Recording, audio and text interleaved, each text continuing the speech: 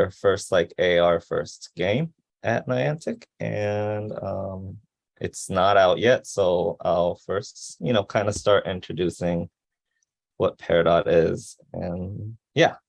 Oh, and today I want to share a little bit about, some of my learnings as well as like some things I think about when I do my UX design or UI design for Peridot. Everything I'm gonna say is, mainly based off of Peridot and what I think when it comes to like a, immersive experience. So it's not like a law for all AR because there's obviously different types of applications for AR. So this is more about, Peridot and that kind of stuff. So I guess, okay, agenda, quick little agenda.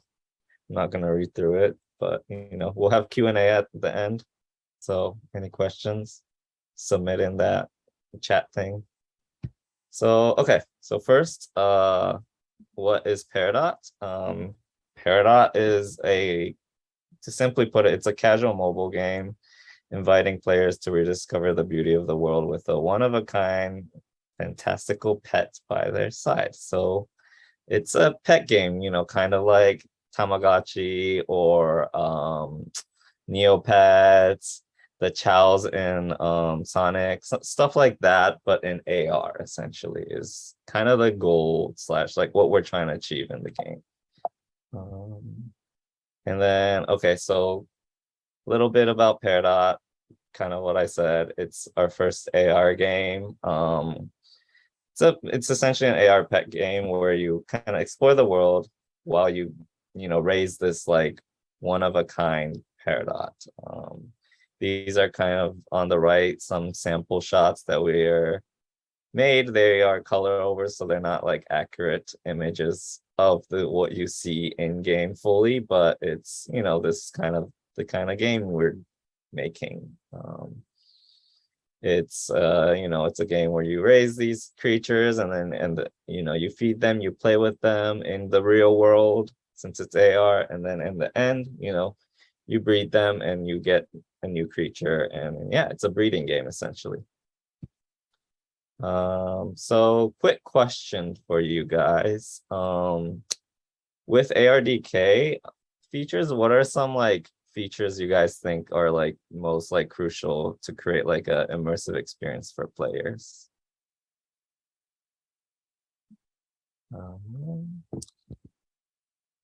Can't see. Environment detections, I said. Oh, what was that? Oh, environment detection.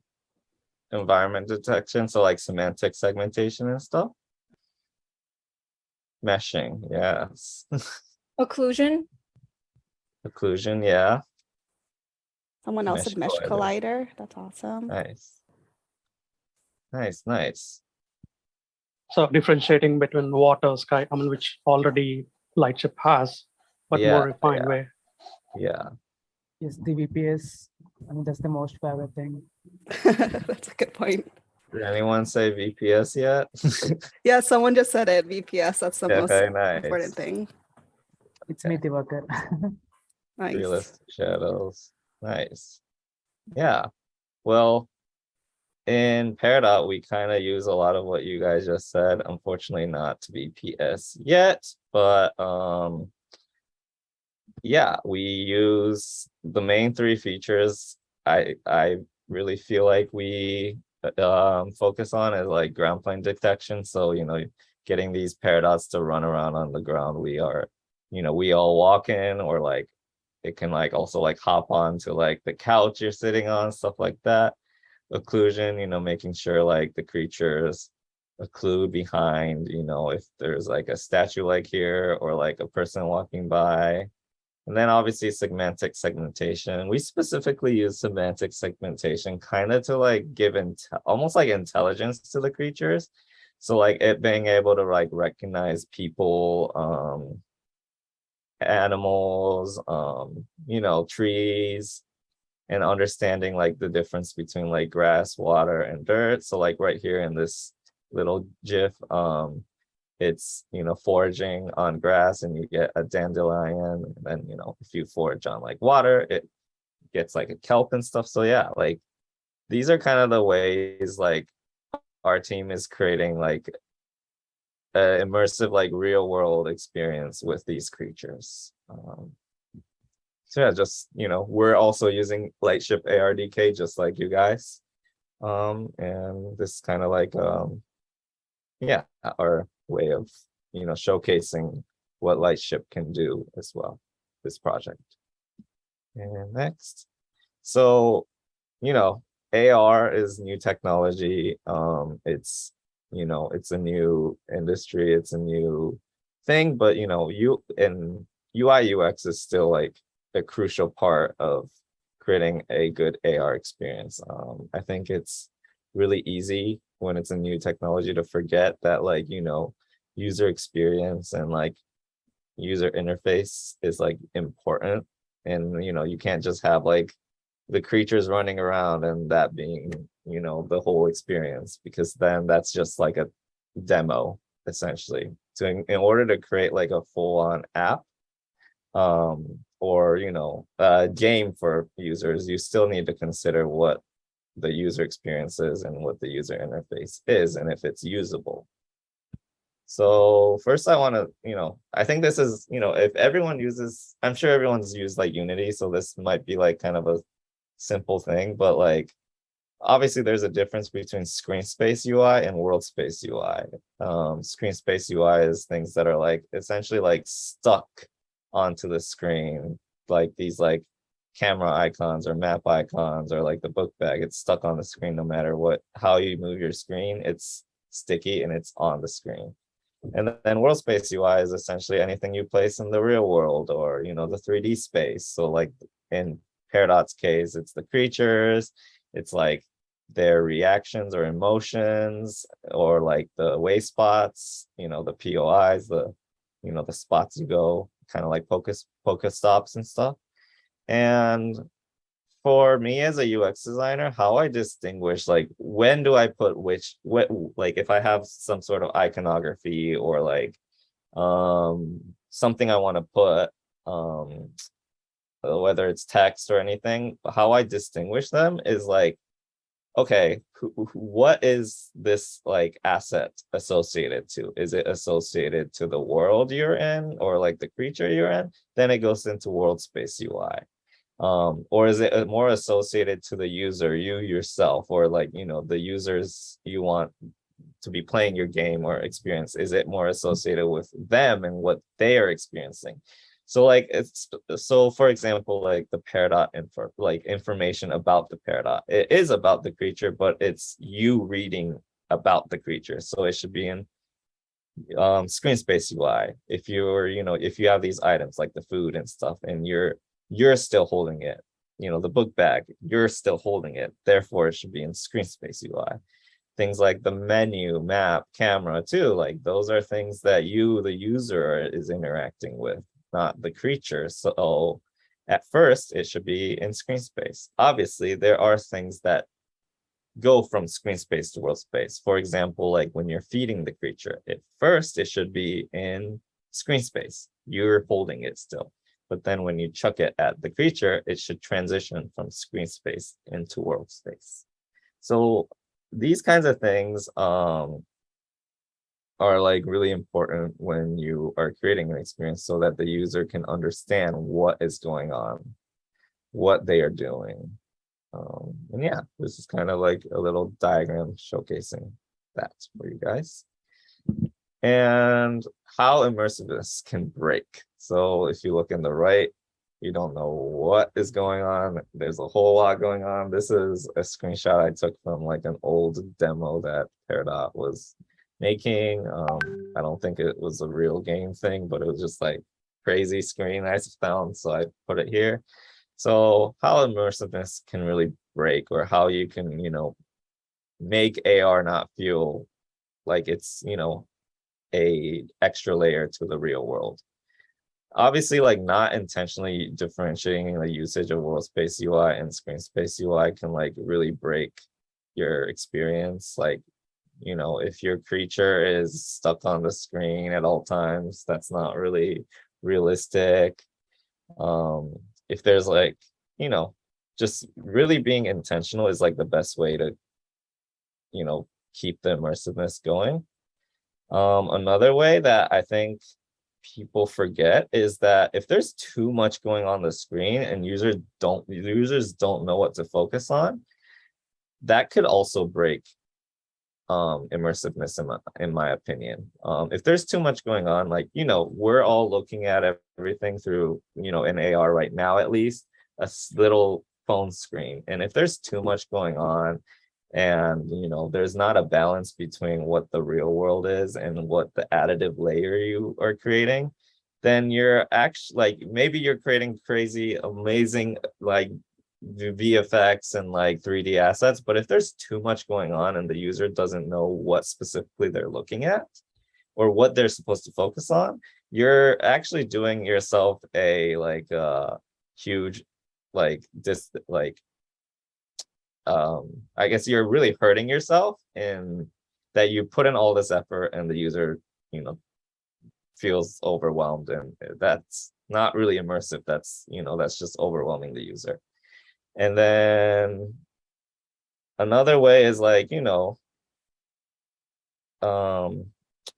the need to open and close AR screens too often, that can also break immersiveness. If you're, have an AR screen and some of the gameplay requires you to like check a menu that's like, that turns off AR or camera.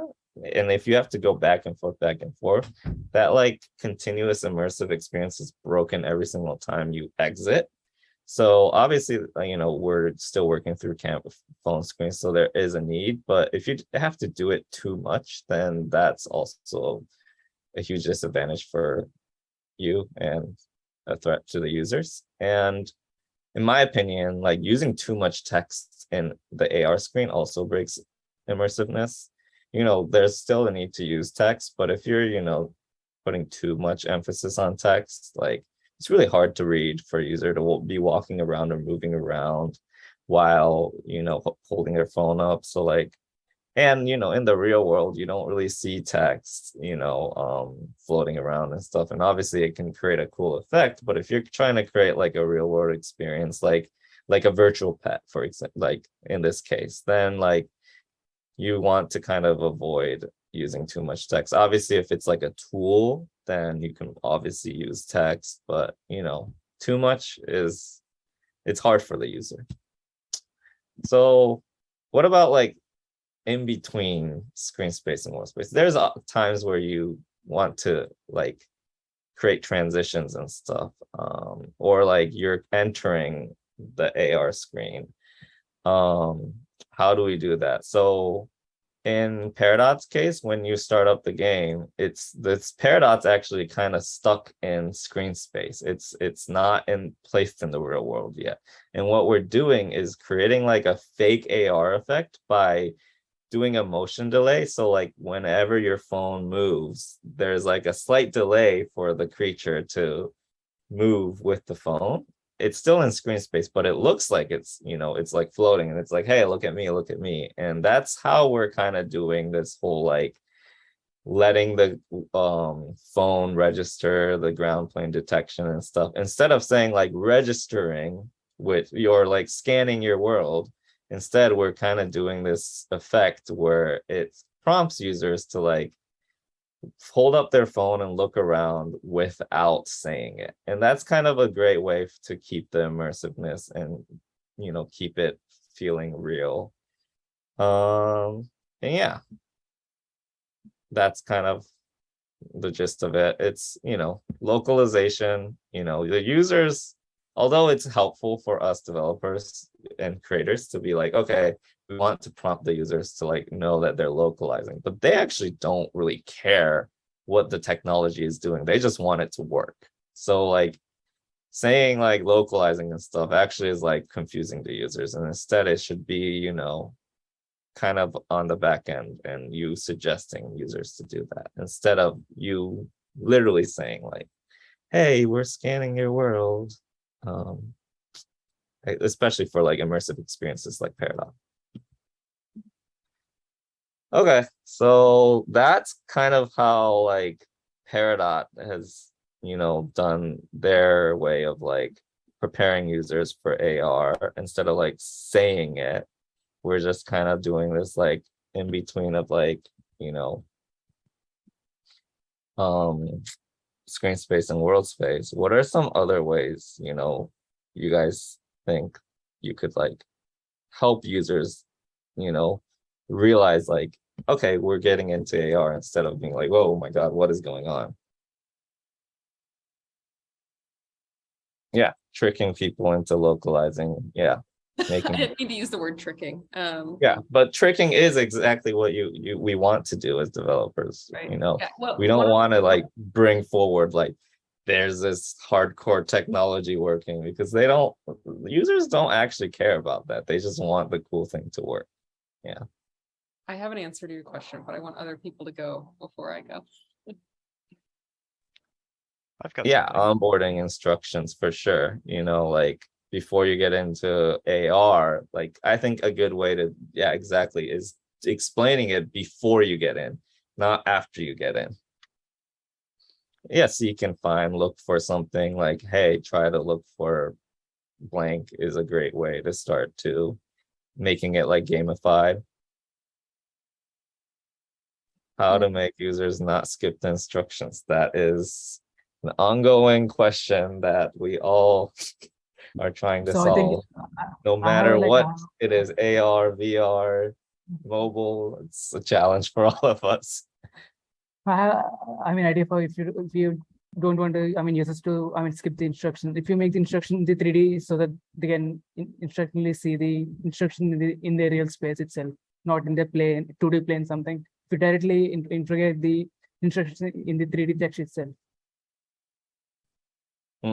Yeah, that could work, but also, when you make it in 3D, you are also making it hard for the users to read. So there definitely is a need to like explore that, but there's definitely a lot of challenges, especially when we're not in HMD yet. Well, there's a lot of answers. These conventions of the games. Yeah, like exactly, like throwing a Pokeball in a natural physical way instead of like pressing buttons and stuff. Yeah, like definitely like having familiar interactions that are in the real world, or something, novelty wise, like Pokemon that everyone knows, and it's a chucking thing. Those are great ways, suggesting things that actually happen in the real world. Yeah. Daiga, I was actually playing the Super Bloom app last Friday, and the way it got you to like scan the environment was like to plant seeds, because you're essentially supposed to like grow flowers, and so it had you kind of like walk around and look at the ground and tap on the screen to be like planting your seeds, and that was how you kind of scan. Yeah, those are like definitely things. Those are like great ways, and I think those are a lot of like things that Niantic as a company really thinks about, especially like the UX team. Like, like in Pokemon Go, there's like the grass, instead of like a mesh, stuff like that are really great ways. And I like this one that Mark said, is like, instead of presenting the app as an AR app, build a narrative that turns your phone into a magical device. Like that's a great way to think of it. And, I think that's definitely the direction, us AR creators should think about, is, instead of like focusing on the technology, focusing on like what it can provide. There's a lot of different answers, but we have not a whole lot of time. But let's see.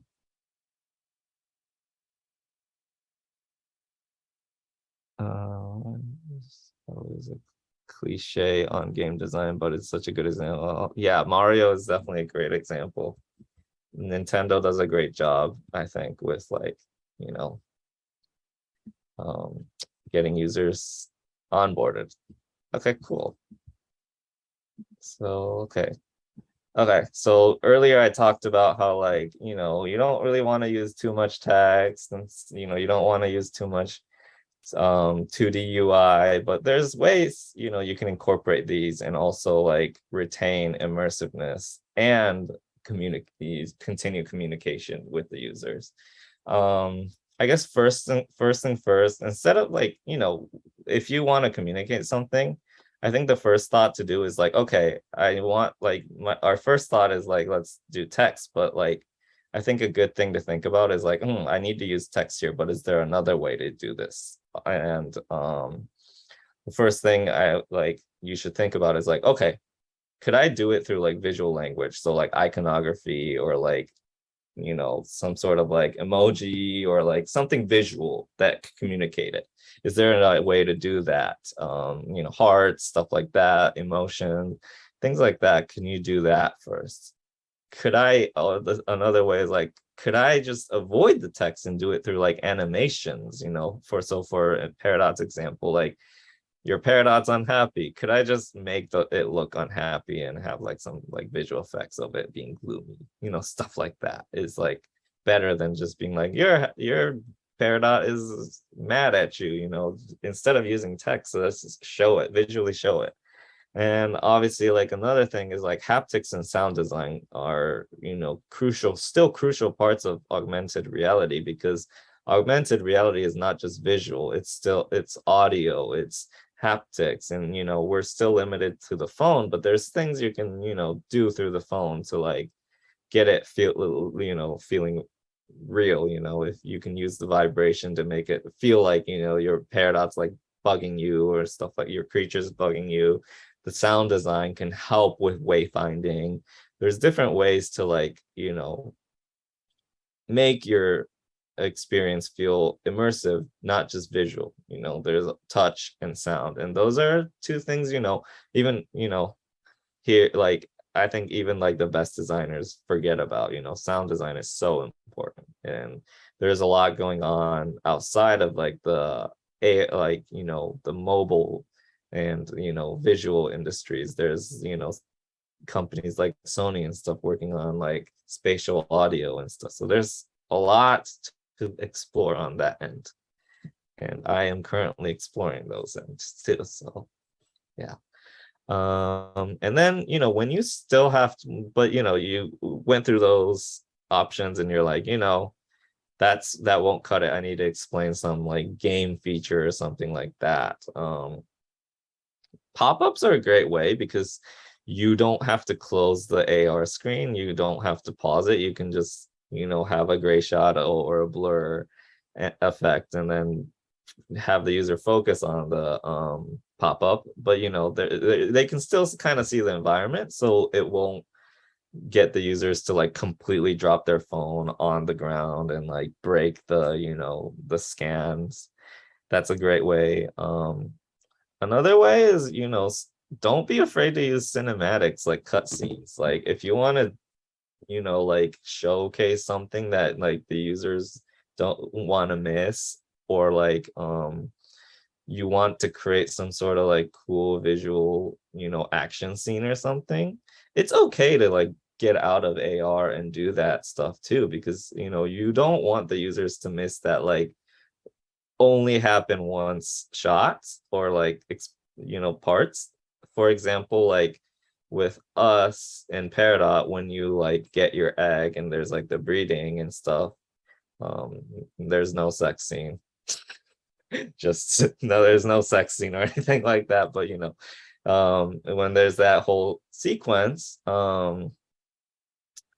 we don't want the users to like miss it, or like the ground plane to get lost and then it's like, oh no, the egg disappeared or something. We just use a cutscene because it's an important part of the experience, and we don't need to just be like, oh no, everything has to be in AR, it has to always be in an AR. We can still incorporate these like cutscenes, or like just typical like other mobile game type like scenes, and still make it feel immersive. It's totally fine to utilize those kinds of cinematic scenes.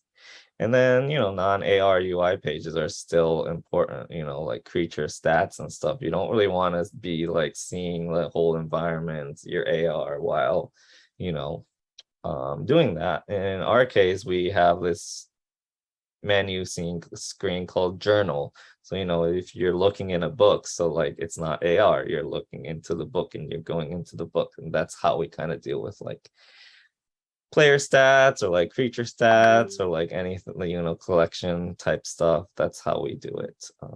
But those kinds of things are things you don't really, need to have AR on. So that's how, we do it. And anything that's like gameplay related, like your creature wants to do A, B, C, we never use 2D non-AR UIs, and instead use like things like pop-ups. Okay, some design philosophy for AR UX. This is my own philosophy. You can have a completely different opinion on this if you want. This is kind of strictly based on my experience with AR, VR, XR, and stuff like that, and my design experience and what I go by when I design stuff. So first thing is like, I always think about is like, why should you use AR for the product, and why is it better to use AR? AR is still just a tool. We want to make it an AR, but if AR is not the best option for your idea, then maybe go to a different idea, or don't use AR for that. It's still a tool, and using AR should always be for the best option. Like AR is the best option for this problem or this experience, therefore I'm using AR. Always consider that. Just because it's so cool in AR, it's probably not the best for the user. And if we're creating products, we always have to think about the user. And coolness is not enough, in my opinion, to attract users to AR. And second thing is like, safety must always come first. There's always going to be, AR has such safety concerns and safety issues, and even like map-based games like Pokemon Go has safety issues, but always, there might be some consequences, but like, always make sure like safety is thought about whenever you're making a feature or product. It's we're creating products for users, and user safety should always come first. So things Paradox considers is like, we make sure like 90% of the time the creature is on screen and in a position from you where like the users can hold up their phone and they're looking up, like making sure the users are looking up in a comfortable position.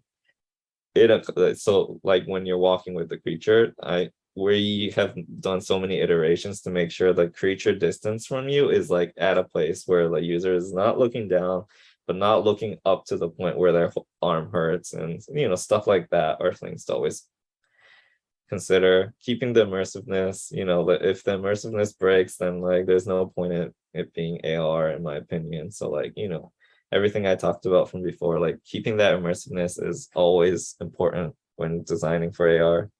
And then the last point is like, we're creating new experiences, but don't forget to make it familiar. Like always push the boundaries. We're this AR, VR, it's a whole new industry, and like the UX rules of like mobile phone apps or social apps don't fully apply to AR because the experience is so different. So we always have to be pushing and creating new experiences, pushing the boundaries, but also still not making it too extreme, like too much to like the final destination that we're all trying to achieve, but trying to like keep an equal balance between what you think the users would know. So like references to like social media apps or like iPhone interfaces, interactions, or things that users already know how to do, but also like not sticking fully to those laws and rules, and pushing the boundary little by little is my philosophy in trying to do AR UX. So things like a full-on world space UI, everything is in world space, is probably not the best experience for the user because they're not familiar with that yet. But keeping certain things in screen space, like the menu, using 2D UI, stuff like that are ways like I'm trying to keep balance but still pushing the boundaries. Yeah. So yeah, that's kind of the end to my presentation. Q&A now. How are we doing this, Chanel?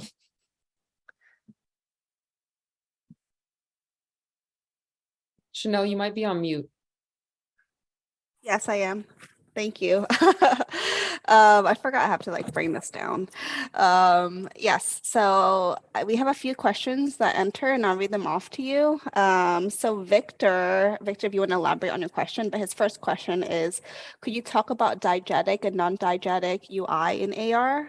I'm sorry, just when I asked the question, you answer it talking about the word AI and like the overlayer UI. So you already answered it.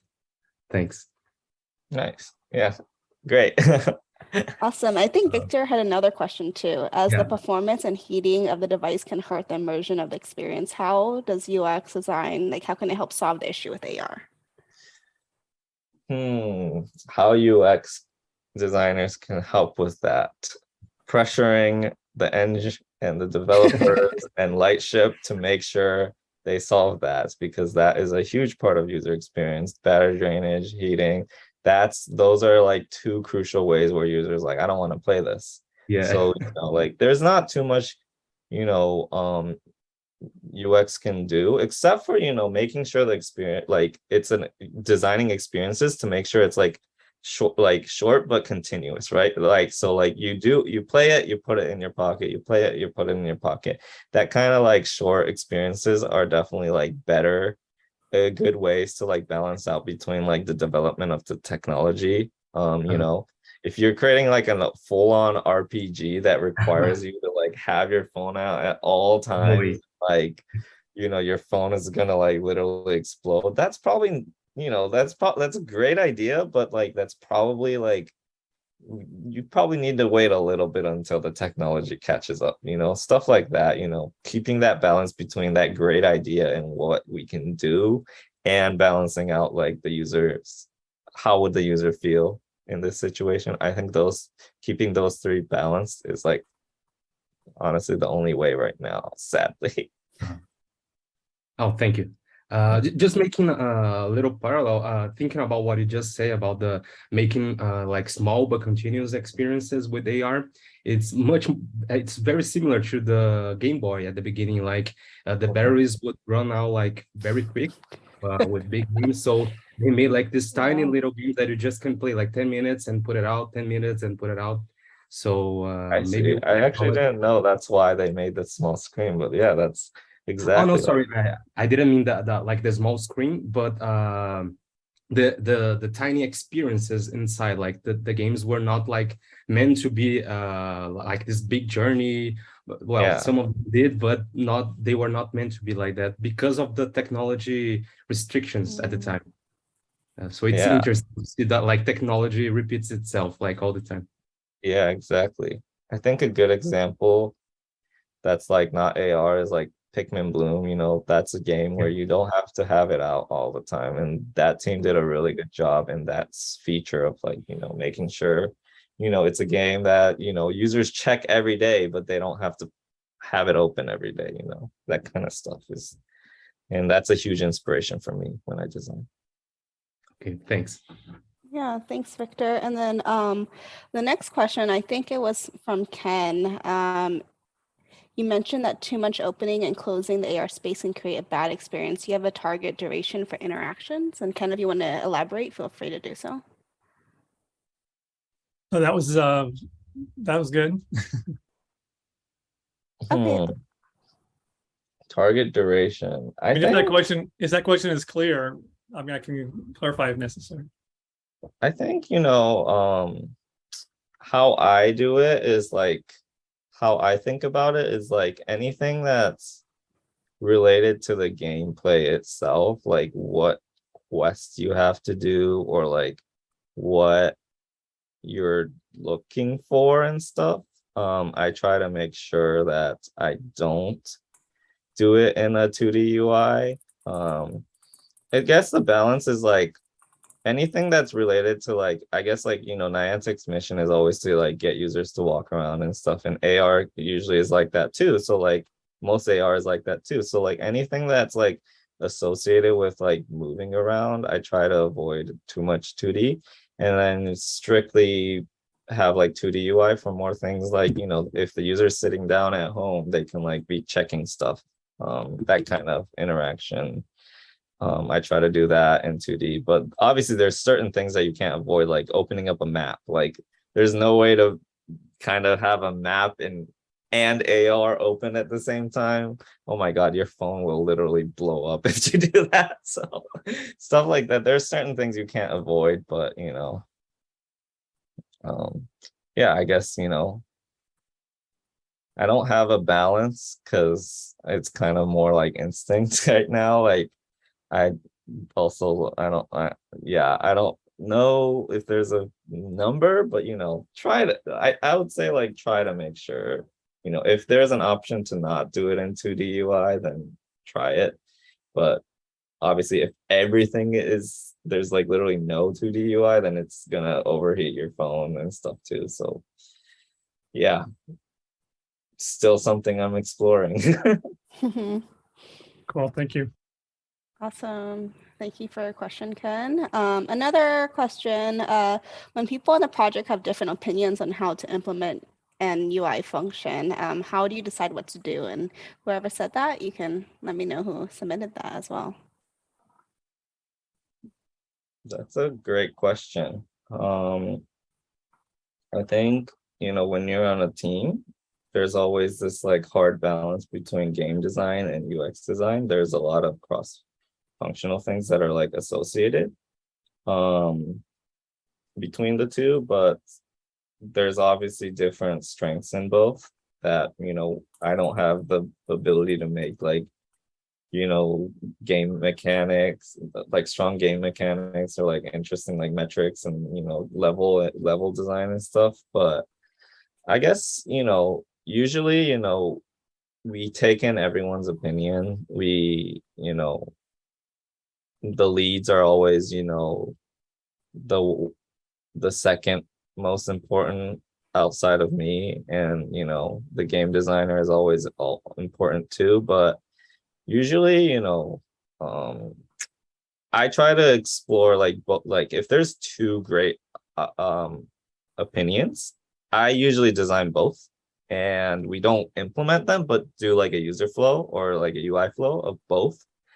So I don't just always stick to one idea. I always stick to like two. If someone has a great idea, I mock that up too, and we compare and contrast and decide that way. That's kind of how I do it. So like, I guess as a UX designer, what I do is like make sure I take in everyone's opinions, and if there's a great idea, and even if I don't agree with it, I still make that flow still. That's a kind great of how I answer. balance it. Is like, you know, just because you're the UX designer does not mean you should like be like, no, we're not doing that before you even like try it, you know. Yeah, that's a great answer. Thank you so much, Daiga. And then the next question is, what should we need to know regarding accessibility for AR experiences? Asking you the hard questions That's today. a really hard question because it's augmented reality, right? So like it's adding a layer to a real world, and visual impairment and stuff is really difficult to solve in AR. I mean, I guess like, you know, things like haptics and sound, like I guess like incorporating all, you know, visual, auditory, touch, all three is like a great way to do that. I think sadly, you know, right now it's still like we're still not even sure how to make the best experience for non-impaired people. So it's really hard because you can't like without a defined thing yet for even like the most like, you know, not the functional is not a right word, but like the like, you know, like a person that, you know, can walk with no disability. It's really hard to translate that experience into a experience that's best for people with disabilities. So definitely like keeping it in mind, but knowing like there's still, there's still ways to go. And I think that shouldn't stop us from exploring different options. But yeah, I mean, I don't have a full answer to that. It's definitely hard. I guess like a good way is like, like eventually maybe creating games where, there's an AR option, but also a non-AR option would be like, amazing to do. Mhm. But that's very hard, so, it would be cool for, Peridot to be able to be played on like desktop or like just non-AR too, but we'll see. Yeah, I want to like piggyback off that. Whenever I think of like diversity and inclusion, I think a good way to be inclusive is invite people to get their feedback. It's hard for us to put ourselves in the shoes of others, but if we can get someone who may be like visually impaired or has some other kind of disability and getting their feedback, that's really invaluable. So if you can, get someone on your panel, on your team to have that perspective, it's nice. And like it's kind of going back to what I said earlier of like overwhelmingness, like obviously like not making AR to this like crazy thing is also a way to make it accessible, like True. obviously if it's already too much for a normal person, like an everyday like regular person, then like it's probably too much for someone with it's definitely way too much for like someone with like epilepsy or something.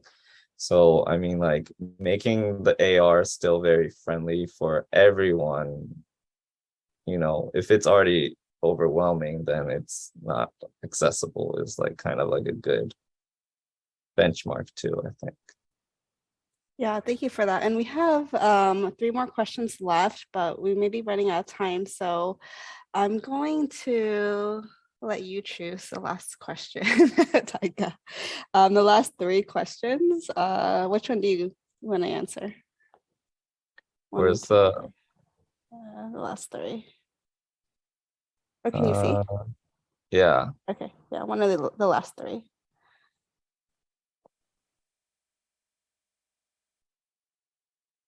I can answer the sound and haptics one because that's something I'm like working on.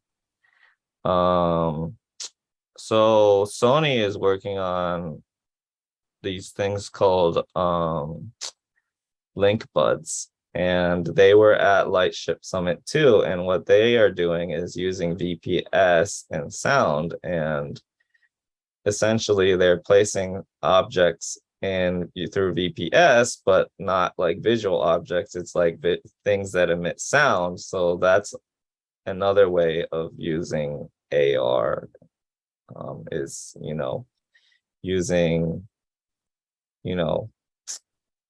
spatial audio is making things come from different directions, different distances, figuring out how to do that is what Sony is doing. And I think that's like very inspiring to me because I was like, I didn't even realize you could do that first.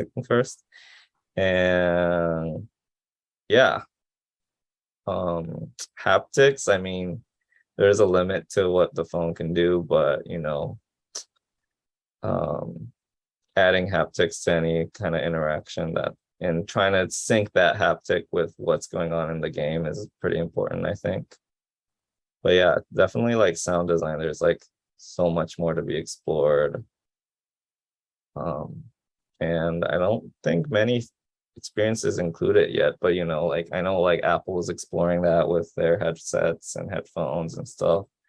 But more than like music, like I think like with AR, like getting close to something that something could happen, or like stuff like that is a great way to make immersive experiences feel even more immersive.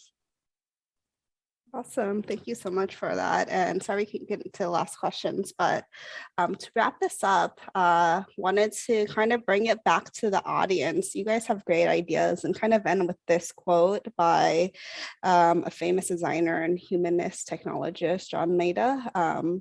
Design used to be the seasoning you would sprinkle on for taste. Now it's a flour you need at the start of your recipe. And I'm just curious about your takeaways. How are you guys going to start using UX and UI in your design? So you guys have any ideas right now, or did you guys have any main takeaways from Daiga's presentation?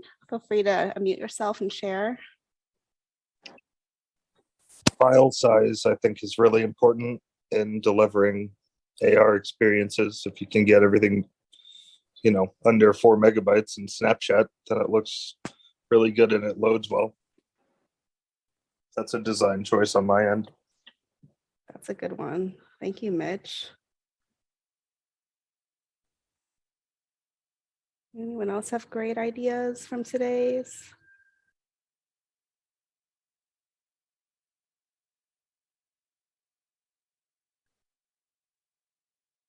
A big takeaway for me, and thank you for the presentation.